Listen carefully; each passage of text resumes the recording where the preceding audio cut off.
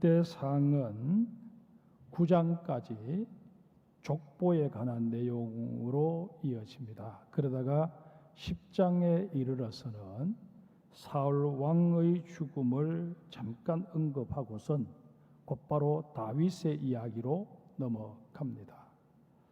그렇게 시작된 다윗의 이야기는 역대상 마지막 장인 29장까지 이어집니다. 29장에는 다윗이 성전 건축에 필요한 자재와 또 재원들이 충분히 마련된 것을 바라보며 감사 기도를 드린 후에 임종하는 장면이 기록되어 있습니다. 역대상 29장 28절을 한번 볼까요? 그가 다윗이 나이 많아 늙도록 부하고 존귀를 누리다가 죽음에 그의 아들 솔로몬이 대신하여 왕이 되니라. 이후 이어지는 역대하에서는 솔로몬 이야기가 전개됩니다. 역대하 1장 1절을 제가 읽겠습니다. 다윗의 아들 솔로몬의 왕위가 견고하여 가며 그의 하나님 여호와께서 그와 함께 하사 심히 창대하게 하시니라. 하나님께서 솔로몬에게 이런 은혜를 베푸신 이유가 무엇일까요? 그가 다윗의 아들이었기 때문일까요? 물론 그가 다윗의 아들이었기 때문에 하나님께서 이런 은혜를 베푸신 측면도 없지 않아 있지만, 그보다는 솔로몬이 왕위에 오르자마자 시작했던 성전 건축을 하나님께서 기뻐하셨기 때문이었습니다. 하나님께서는 성전 건축도 건축이었지만 그 이전에 성전을 건축하려는 솔로몬의 마음가짐에 주목하셨습니다. 우리 역대하 2장 5절을 같이 읽겠습니다. 내가 건축하고자 하는 성전은 크니 우리 하나님은 모든 신들보다 크십니다. 솔로몬이 성전을 크게 짓고자 했던 이유가 뭐라고요? 이스라엘의 하나님은 주변에 있는 이방 민족들이 섬기는 우상들과는 비교가 안 될 정도로 크신 분이시기에 그의 위엄과 존귀에 걸맞게 그분을 모시는 성전도 커야 한다고 솔로몬이 생각했다는 것입니다. 이게 뭘 의미할까요? 솔로몬의 관심사는 어떻게 하면 성전을 크게 지어서 내 이름을 낼까 하는 데 맞추어져 있지 않았습니다. 솔로몬은 어떻게 하면 만왕의 왕이시고 만주의 주가 되시는 하나님의 권위와 영광을 완벽하게 드러낼 수 있을까? 여기에 초점을 맞추어 성전을 짓고자 한 것입니다. 이런 사실은 그 다음 6절에 잘 나타나 있습니다. 우리 6절도 같이 읽겠습니다. 누가 능히 하나님을 위하여 성전을 건축하리요? 하늘과 하늘들의 하늘이라도 주를 용납하지 못하겠거든. 내가 누구이기에 어찌 능히 그를 위하여 성전을 건축하리요? 그 앞에 분향하려 할 따름이니이다. 솔로몬은 자신과 이스라엘 백성이 마음을 모아 하나님의 성전을 크게 짓는 이유가 하나님의 크신 영광과 위엄을 드러내기 위함이다. 그렇게 밝히고 나니 문득 이런 생각이 들었습니다.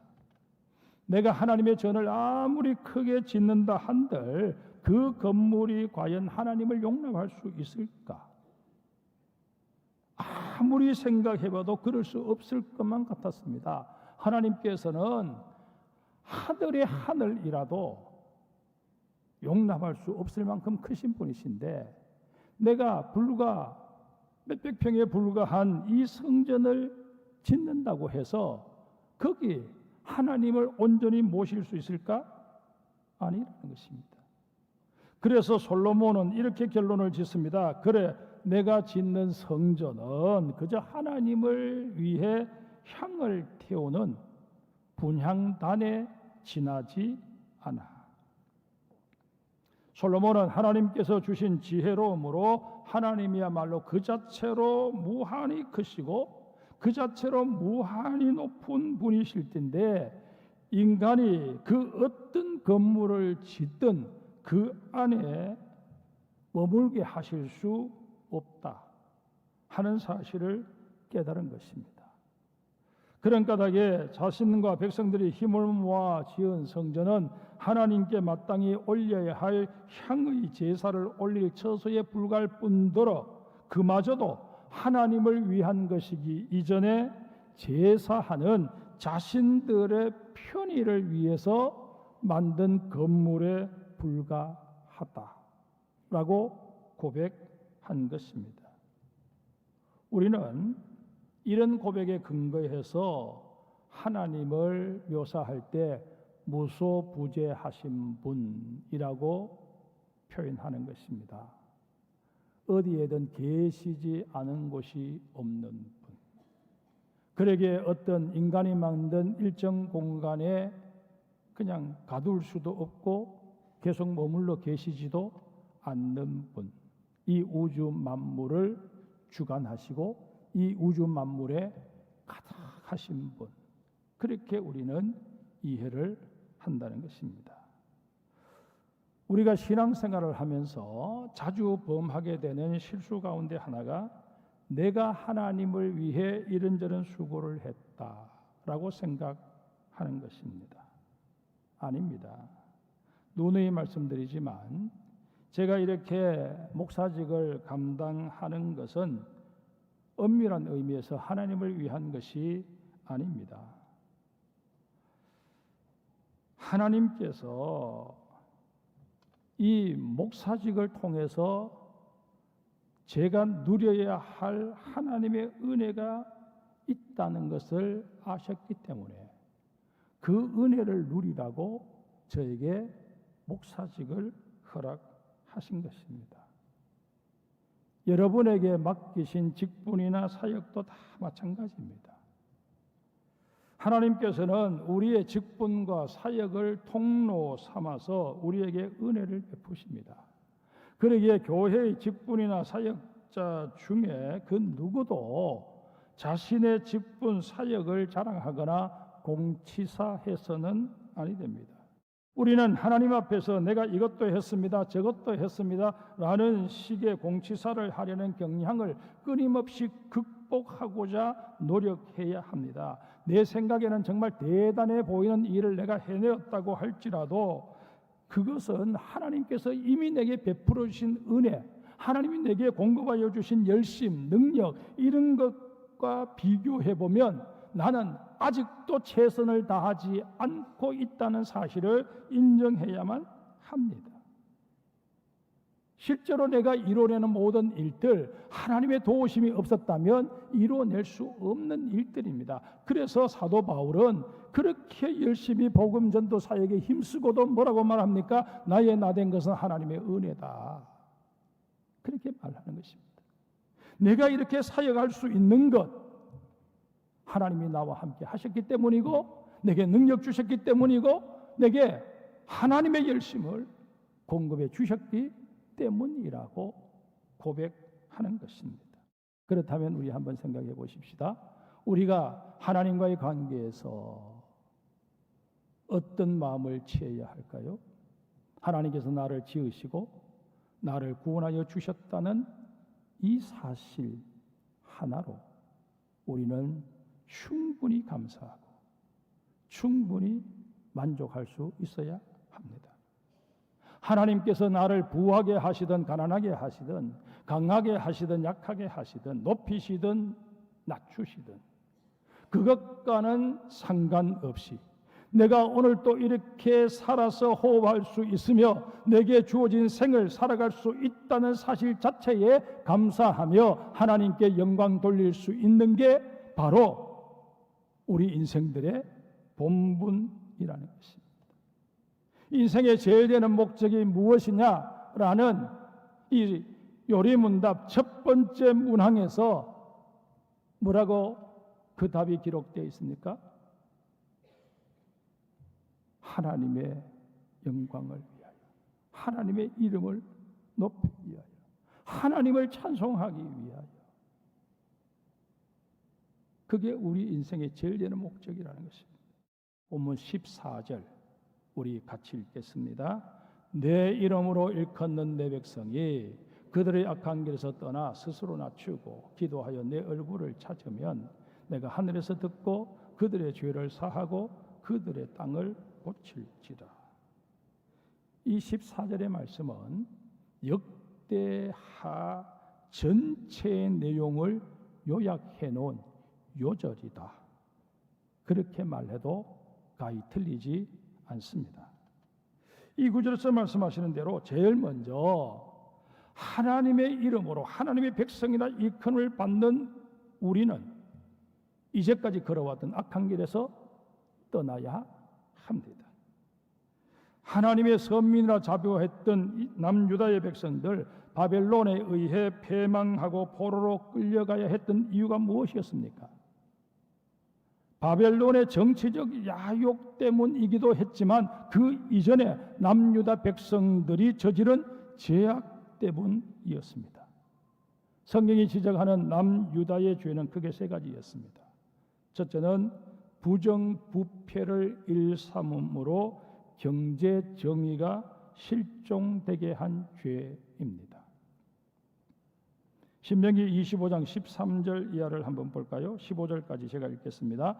너는 내 주머니에 두 종류의 거울추 곧 큰 것과 작은 것을 넣지 말 것이며 내 집에 두 종류의 대 곧 큰 것과 작은 것을 두지 말 것이요 오직 온전하고 공정한 저울추를 두며 온전하고 공정한 대를 둘 것이라. 그리하면 내 하나님 여호와께서 내게 주신 땅에서 내 날이 길리라.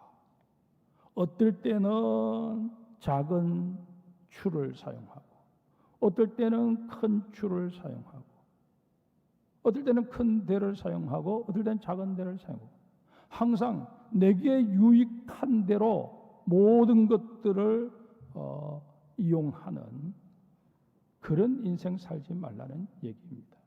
둘째는 사치와 향락에 빠진 죄입니다. 자본주의 사회에서는 적절한 소비가 덕목이고 경제의 원동력이 되는 게 사실입니다. 그러나 그 도가 지나쳐서 위화감을 조성하고 몸에 걸친 명품으로 그 사람의 인격이나 사회적 가치가 평가된다면 그것은 분명 문제입니다. 여러분, 성경의 증언을 보더라도 또 세계 역사를 거슬러 올라가 보더라도 사치와 향락의 끝은 멸망이었습니다. 소돔과 고모라가 그러하지 않았습니까? 그러기에 우리 사회에 편만한 사치와 향락은 결코 가볍게 보아 넘길 사안이 아닙니다. 우리 그리스도인들은 수전노처럼 항상 그냥 무엇인가를 그냥 계속 주머니에 움켜 넣는 그런 인생을 살아서는 아니 되지만 그렇다고 해서 흥청망청 정말 쓰지 않아도 될 곳에 돈을 쓰는 그리고 사람들의 눈을 의식해서 흥청망청 돈을 쓰는 그런 인생이 되어서는 아니 됩니다. 유튜브에 보니까 나이 70이 넘어서 가장 후회하는 지출이 뭐냐? 남에게 보이기 위해서 쓰지 않아도 될 돈을 쓰게 되었을 때 가장 후회하게 된다는 것입니다. 여러분, 적어도 그리스도인들은 인생을 그렇게 살아서는 아니 됩니다. 정말 하나님에게 부여받은 이 청지기로서의 사명을 인생의 마지막 순간까지 잘 감당하다가 그럼에도 불구하고 내 인생에 여분이 있을 때 정말 이 남은 것을 하나님의 영광을 위하여 기꺼이 내어드릴 수 있는 그런 우리의 인생의 마지막이 되어야 하지 않겠습니까? 그런데 하나님께서 지적하시는 남유다의 가장 큰 죄는 우상숭배였습니다. 내 삶에 하나님보다 더 사랑하는 것이 분명히 있을 수밖에 없을진데 그것을 끊임없이 그 자리에서 끌어내리고 내 삶의 가장 우선순위에 하나님을 두는 그런 연습을, 그런 훈련을 끊임없이 해야 할 것입니다. 본문 14절을 통해 주시는 하나님의 두 번째 메시지는 겸비함을 잃지 말라는 것입니다. 잠언 16장 18절에 교만은 패망의 선봉이요 거만한 마음은 넘어짐의 앞잡이니라 말씀하십니다. 우리는 하나님 앞에서 겸비함을 취하는 것 지극히 당연한 일이고 사람들과의 관계에서도 겸손할 수 있어야 합니다. 그러하건만 우리 주변에는 우리를 교만하게 만들어보는 요인들이 너무 많습니다. 우리는 흔히 교만이라고 하는 것은 성공한 사람들, 가진 사람들, 무언가를 이룬 사람들, 그래서 세상에서 잘 나가는 사람들, 이런 사람들의 전유물이다, 그렇게 생각하기 쉬운데 꼭 그런 것만도 아닙니다. 우리 주변을 보더라도 뭔가를 이루려고 애를 쓰지만 잘 되지 않는 사람들, 또 가진 것이 없어서 내세울 게 별로 없는 사람들, 이런 사람들도 그 면면을 가만히 살펴보면 자존심과 허세와 결부된 교만의 그림자가 드리워져 있는 것 쉽게 발견할 수 있습니다. 크리스천 작가로 활동 중인 김일환 목사가 교만이라는 책을 썼습니다. 이 책에서 저자는 교만을 극복하는 비결로 자신이 모든 상황의 주어라는 관점을 내려놓아야 한다라고 제안합니다. 모든 상황이 나를 중심으로 나를 위해서 만들어지고 전개되어 가야 된다, 그렇게 생각하다 보니 결국에는 마구잡이로 상황을 해석하게 되고 아전인수식으로 판단하게 되고 마는 것입니다. 여기에서 내로남불이라는 말이 나오게 되는 것입니다. 심지어 하나님의 뜻조차도 자기 임의로 자기 소견에 옳은 대로 해석하고 적용해 버립니다. 사사시대의 불행이 바로 여기에 있지 않았습니까? 하나님의 존재는 온데간데 없어지고 항상 나 자기만 자리하고 있었습니다. 이처럼 교만은 모든 것을 왜곡시키고 객관적이고 합리적인 판단이 불가하도록 만들어 버립니다. 교만의 속성이 이렇다 보니 그 교만의 정점은 결국 왜곡된 자기 사랑이 될 수밖에 없습니다. 건강한 자기 사랑이야 누구에게나 필요합니다. 그러나 그 정도가 지나쳐서 지극히 이기적이 되어버리고 자기 중심적이 되어버린 변질된 왜곡된 자기 사랑은 우리 마음속의 자리에서는 아니 됩니다. 마태복음 16장 24절에 보면 예수님께서 제자들에게 이런 말씀을 하십니다. 누구든지 나를 따라오려거든 자기를 부인하고 자기 십자가를 지고 나를 따를 것이다. 여기서 예수님께서 방점을 두고 하신 말씀이 바로 아파르네사스도 헤아오톤, 자기를 부인해라, 이 말씀입니다.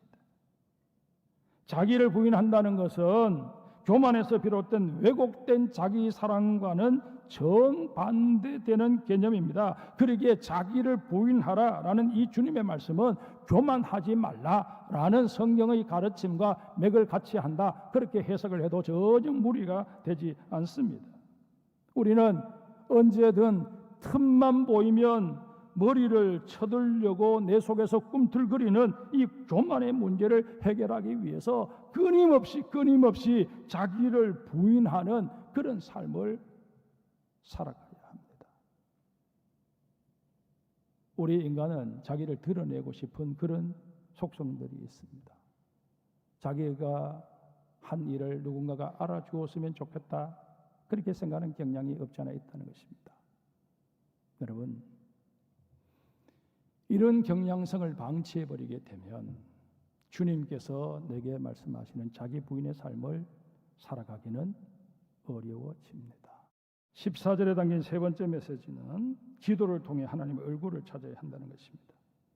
여기서 말씀하시는 기도는 내 필요를 채우려는 수단이 아닙니다. 하나님을 내 편으로 끌어들이려는 자기 중심적인 시도는 더더욱 아닙니다. 기도는 나를 통해 이루시기를 원하시는 하나님의 계획을 깨닫고자 나의 길을 여는 것입니다. 우루과이의 작은 성당에는 우리 마음속에 알게 모르게 자리해버린 왜곡된 주기도문이 이런 것이다 라고 깨우쳐주는 글귀가 걸려 있다고 합니다. 그 내용을 한번 볼까요? 하늘에 계신 이라 하지 말라. 세상 일에만 빠져 있으면서 우리라고 하지 말라.